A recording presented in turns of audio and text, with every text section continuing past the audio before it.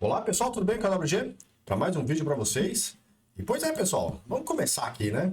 Quando se fala do nome Lúcifer, a imagem que vem à cabeça é quase sempre a mesma, né? O grande vilão de tudo. Mas, e se essa for só uma pontinha de uma história muito, mas muito mais complexa? Uma história que envolve um santo, uma estrela e, acredite, um erro de tradução que acabou mudando o mundo. Então parece uma coisa sem pé nem cabeça, né? Um santo com nome que hoje a gente associa com o príncipe das trevas, né? Mas ele não só existiu de verdade, como ainda é venerado.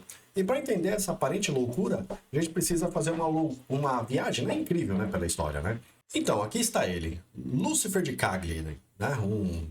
Um bispo que viveu no século IV na ilha de Sardenha, né? E não é lenda não, tá? Ele foi uma figura histórica real e tão importante que até hoje existe uma capela dedicada a ele em Cagliari, né? Lá na Itália. E todo dia 20 de maio é o dia da festa dele. E olha só, o Lúcifer de Cagliari, né? Ele era um homem de convicções fortíssimas. Ele bateu de forte com o arianismo, né? Que era uma doutrina que dizia que Cristo não era, digamos, eterno como Deus Pai. E o problemão é que essa era a visão do próprio imperador, né, o Constâncio II, que não pensou duas vezes e mandou Lúcifer para o exílio por causa dessa teimosia toda. Mesmo longe, ele continuou escrevendo, e sua postura radical acabou atraindo seguidores, que ficaram conhecidos como luciferianos. Curiosamente, a santidade dele nunca foi negada oficialmente pela igreja, mas digamos que é um assunto bem delicado até hoje. Ok, a história dele é fascinante, mas a grande pergunta continua no ar. Como é que alguém, ainda mais um bispo, poderia se chamar Lúcifer?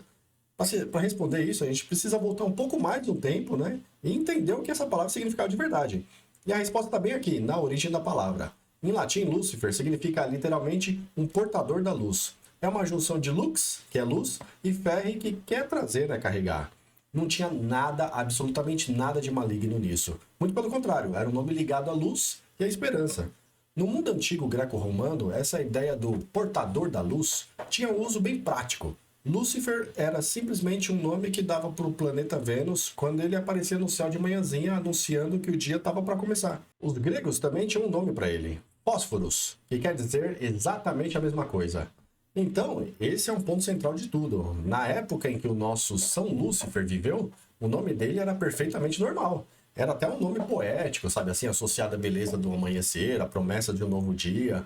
Não tinha a menor conexão com demônios ou com mal, né? Beleza, mas como essa palavra foi parar dentro da Bíblia e começou essa longa jornada de transformação? Vamos ver como ela era usada nos primeiros textos, bem antes de ganhar a fama que tem hoje. Na Vulgata, que é a famosa tradução da Bíblia do latim feita lá no século IV, a palavra Lúcifer aparece 5 vezes, em 4 delas o sentido é totalmente positivo. Em Jó, fala da manhã. Nos Salmos, na aurora da juventude.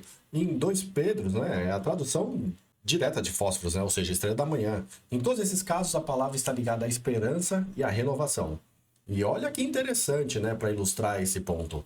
A própria figura de Cristo é associada à estrela da manhã, no livro do Apocalipse. E embora a tradução latina, que aqui tenha usado um outro termo, né, Stella Matutina, a ideia é exatamente a mesma de Lúcifer, o portador da luz que anuncia algo novo, a salvação. Seu nome era tão positivo assim, o que foi que aconteceu?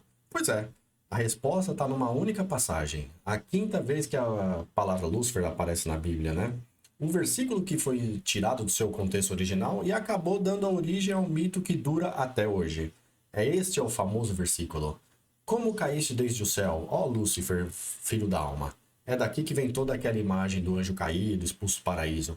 Essa frase se tornou basicamente a pedra fundamental da identidade moderna de Lúcifer. A grande questão é, será que o autor original, né, profeta Isaías, estava mesmo falando de um anjo rebelde? Ou será que ele tinha outra pessoa em mente? A resposta, como quase sempre, né, está no contexto. Vamos analisar isso com calma. O capítulo 14 do livro de Isaías é, na verdade, uma profecia de libertação para o povo de Judá, né? Que vivia exilado na Babilônia. O texto todo é uma canção satírica, né? Uma zombaria, uma provocação direta ao opressor, bem humano, né? De carne e osso, o rei da Babilônia. Ou seja, o portador da luz aqui não era um anjo celestial. Era um apelido sarcástico, por ironia, para um rei que se achava um deus, que se via como a estrela da manhã do seu império. Isaías estava usando esse nome para debochar, para dizer, e aí, ó iluminado, né? Ó todo-poderoso, caiu, né? Olha só como acabou no pó, igualzinho a qualquer mortal. Mas para que essa leitura equivocada de Isaías ganhasse tanta força, faltava um ingrediente. Uma outra história bem mais antiga e super popular na época e já tinha preparado, né, o terreno na cabeça das pessoas. E essa história vem de textos que não estão na Bíblia canônica, como o livro de Enoque. Esses livros, escritos séculos antes de Cristo, popularizaram demais a ideia de uma rebelião do céu. Uma das versões fala de anjos que caíram por luxúria, por desejo por mulheres humanas, né? Outra, que já é mais próxima do que a gente conhece, fala de um arcanjo chamado Satanaio, que, envolvido pelo orgulho, né, tentou se igualar a Deus e por isso foi expulso. Essa história era um verdadeiro, né, blockbuster, né, na época que o cristianismo estava se formando. Beleza. Então como é que todas essas peças se juntaram para transformar o nome de um santo num nome de um diabo? Vamos recapitular essa jornada maluca. Funciona assim. Primeiro, o mito do anjo rebelde, né, se espalhou com livros de Enoque, né? Séculos depois, no século IV, São Lúcifer viveu com seu nome super positivo. Na mesma época, a Bíblia foi traduzida para o latim e aquela expressão em hebraico, né, para estrela brilhante em Isaías, virou Lúcifer. O passo final foi quando os primeiros escritores cristãos, né, que já tinham a história de Enoque na cabeça, leram essa passagem de Isaías e conectaram os pontos. Opa! Esse Lúcifer que caiu do céu aqui só pode ser o líder dos anjos caídos daquelas histórias. E pronto, a conexão estava feita. Então, para resumir de vez a história toda, a palavra começou com um nome bonito para a estrela da manhã. Depois, ela virou o nome de um bispo, um santo, né? Daí, um texto satírico, né, sobre um rei foi traduzido usando essa palavra. E por fim, essa tradução se misturou com mitos super populares sobre anjos rebeldes. O resultado, o nome Lúcifer foi, de certa forma, sequestrado, né? Ganhou um significado completamente novo e sombrio.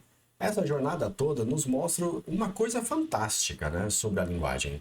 Nenhum significado é para sempre. As palavras carregam o peso da história, das escolhas de quem traduz e das lentes culturais que usamos para ler. E o nome Lúcifer talvez seja a prova mais perfeita disso. E isso tudo deixa a gente com uma pulga atrás da orelha, né?